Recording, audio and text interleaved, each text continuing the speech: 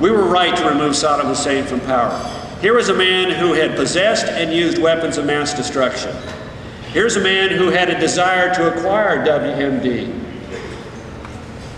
We have several international reports that agree. They say, here's a man who could have gotten rid of the international sanctions on his country if only he'd fessed up and said, you know what, I did away with that stuff. But instead, he spent vast sums of money each year in order to keep together the scientists and technicians who could create biological, chemical, and if need be, nuclear weapons.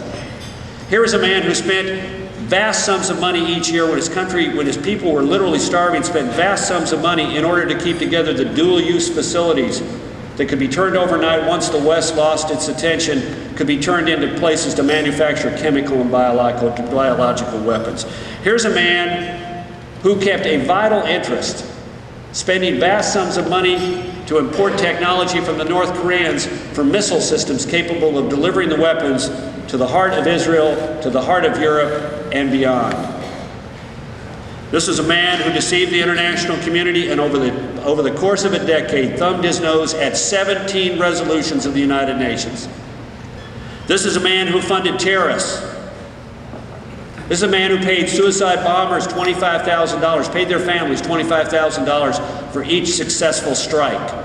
Here's a man who allowed Zarqawi, in the aftermath of the fall of the Taliban, to show up in Baghdad for medical attention and then to let him transit north to a terrorist camp that undertook the poison conspiracy against London. Here's a man who took Abu Nidal.